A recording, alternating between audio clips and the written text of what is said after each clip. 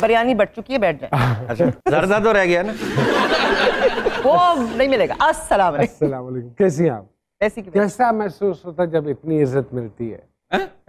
नहीं, बर्दाश्त नहीं होता। वो डिजर्व कि इतनी इज्जत में कहाँ ले जाऊँ? आप डिजर्व करती हैं क्या? हाँ बिल्कुल, नहीं ये इज्जत के साथ प्यार भी होता है। प्यार भी है, वैसे भी अमीन हमारा कोई भी मेहमान आता है तो हमारी कोशिश, कोई भी कैसा भी जैसा मर्जी वो उसका जाती फेल है जो भी कर रहा है, लेकिन हमारे लिए वो बाइस से इज्जत है। और हमें तालियों से पता चल जाता है वो कैसा है। आपके इसका नाम है जी हजूरी सरकार तो नहीं है, जी सरकार, जी सरकार, जी सरकार, सरकार है ना, फिर सरकार।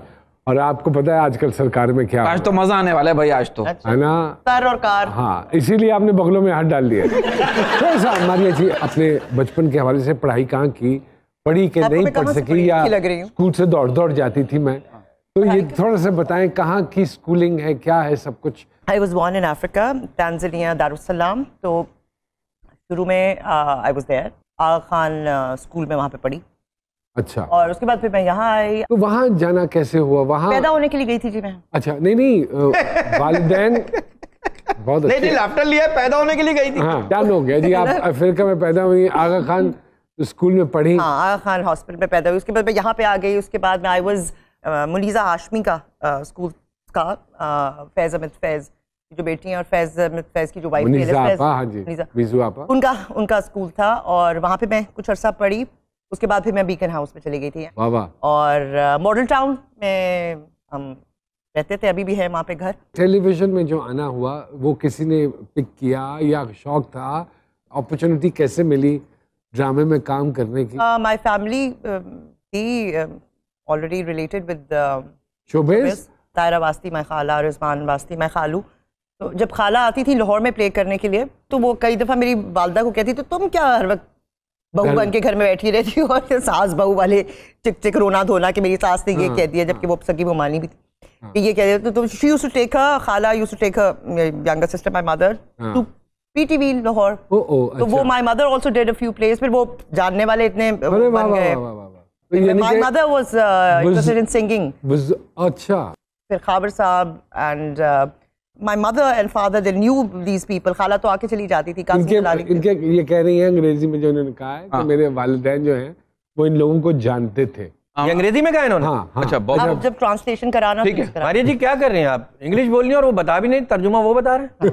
अच्छा, फिर क्या हुआ? फिर ये हो गया। ये हो गया जी सरकार। I got an offer. वो एक ऑफर बख्तियार अहमद साहब को उस वक्त प्रोग्राम्स मैनेजर वहाँ पे होते थे, तो एक सिंगल प्ले की उन्होंने कहा, अम्मी से कहा, और वो आई जस्ट डिड इट। और उसके बाद फिर मैं सबसे कोई फिर उसके बाद पीछे मुड़ के नहीं देखा आपने? माशाल्लाह माशाल्लाह, you have done so much work. तो अगर मैं ये कहूँ कि जो किरदार ऑफर हो रहे हैं gradually with the passage of time, जैसे मैं बहुत सारे किरदार जो मुझे ऑफर होते हैं मुझे रद्द करने पड़ते हैं क्योंकि मुझे उनमें कोई जूस नजर नहीं आता, और मुझे ये लगता है कि हम रिलेशनशिप को मनफी दिखा रहे हैं। तो ये मैं मनफी नहीं दिखाना चाहता। मनफी के अलावा हर जो किरदार लिखा हुआ है ना, वो आप सिर्फ ये नहीं लिख सकते कि माँ बाप बहन नौकर फला। हाँ। जो लिखा जा रहा है ना उसकी कोई लेयर नहीं है। इंसान जो है वो लीनियर नहीं है, उसकी बहुत सारी डायमेंशन। आप किस डायमेंशन से लिख रहे हैं? वो जो आपको माँ या बहन या कोई भी दिखा रहे हैं, या बाप या भाई या व्हाटएवर, उसका वो कौन है एज अ पर्सन, उसके मुताबिक वो रिएक्ट करेगा बाकी अपने जो इर्द गिर्द किरदार हैं उनके साथ। तो वो आपको डायमेंशन दी नहीं जाती स्ट्रेट। तो वो मुझे बहुत इरिटेट करता है कि सिर्फ एक लेकिन पिछले 5-6 सालों में अगर मैं आपके किरदार उठाऊं तो उसमें काफ़ी इस तरह के किरदार हैं जिनका अभी आप जिक्र कर रही हैं कि आपने वो किए हैं। तो वो किसी मजबूरी के तहत किए हैं? हाँ, वो भी है। पहले तो आप देखें, हर वक्त आपको कोई ऐसा स्क्रिप्ट या रोल ऑफर बिल्कुल नहीं हो रहा होता, और वो जाहिर है quality whatever is in your head, जिसको भी आप क्वालिटी कहते हैं, वो हमेशा कम होती है और क्वांटिटी हमेशा ज़्यादा होती है। और इस चीज़ को मैं बिल्कुल गलत नहीं समझती कि अगर मैं अपनी तरफ से बड़ी आर्ट फिल्में देखना पसंद करती हूँ तो उसका ये मतलब तो नहीं है कि कॉमेडी नहीं बनेगी और लिरिकिंग लाइव नहीं बनेगा और स्टेज पे ड्रामा नहीं होगा या कमर्शियल फिल्म नहीं बनेगी। हर किस्म की ऑडियंस है और हर किस्म की ऑडियंस के लिए बनना चाहिए। तो मेरी ये कोशिश ज़रूर होती है कि बट आपको अगर 10 स्क्रिप्ट्स ऑफर हो रही है और आपने करना है काम and you are a part of this media and you have, तो कहीं ना कहीं आपको ये कॉम्प्रोमाइज़ करना पड़ता है। आप कहीं ये खौफ तो नहीं है कि आंख ओझल पहाड़ ओझल लोग भूल जाते हैं बड़ी जल्दी? हमारे यहाँ एक ये भी रुझान देखा गया है, फ्रैंकली एंड ऑनेस्टली स्पीकिंग, अगर आप 2-4 महीने टीवी पे नहीं नजर आते तो लोग आपको भूल जाते हैं, बाकायदा भूल जाते हैं। तो मैं तो ये चाह रही हूँ कि ये भूल जाए। नहीं, मेरे ज़हन में ये नहीं था। और जब when I did my first play and you know we were working, उस वक्त I wanted to work, I was doing, जो काम मैं कर रही थी वो उसके लिए कर रही थी। फेम एंड पैसा जो भी उसके साथ है वो उसका बाय प्रोडक्ट था। मोहतरमा मारिया वास्ती साहिबा हमारे साथ मौजूद हैं जी सरकार में। एक छोटी सी ब्रेक के बाद आपकी खिदमत में दोबारा हाजिर होते हैं।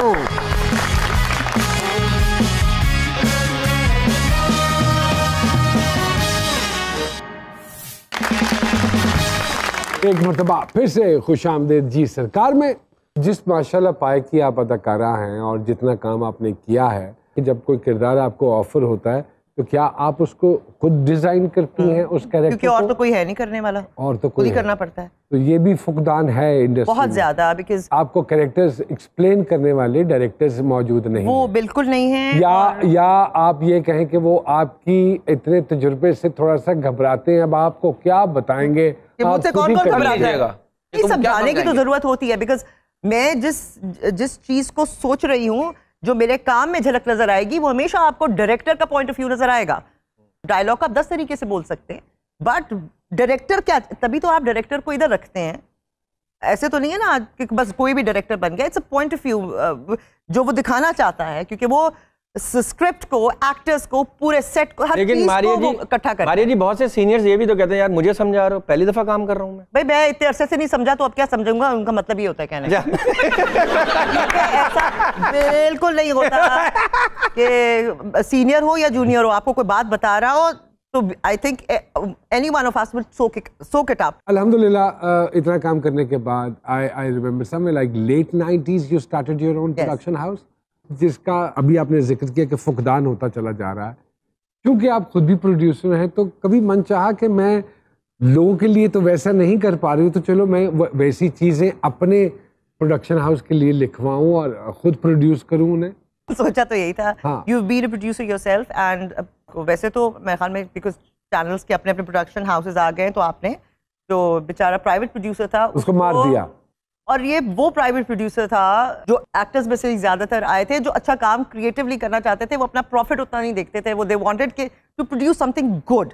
तो जब चैनल वांटेड समथिंग एल्स और आप किसी नई चीज़ पर नहीं कर सकते थे, वो एक्सपेरिमेंट नहीं करना चाहते, या जो भी एक वो सिस्टम था, तो फिर वो एक फिर मैंने माय पार्टनर मैंने कहा भाई तुम करो व्हाट द चैनल वांट्स, मेरी जाकर तो लड़ाई हो जाएगी वहाँ पे, क्योंकि अजीब अजीब ख्वाहिशात और वो they will not do on the relevant जो आपके सब्जेक्ट्स हैं सोसाइटी के, जिसके अंदर क्योंकि हम पीटीवी की पैदावार है तो हमारे अंदर एक सेंसर काम हर वक्त कर रहा होता है, तो जाहिर है will not get a script written जिसके अंदर कोई ऐसी बात हो। वैसे तो आजकल हर किस्म की बातें डिस्कस होना शुरू हो गई है स्क्रिप्ट्स में, जो बट हमने बहुत रेलेवेंट सब्जेक्ट्स पे काम किया।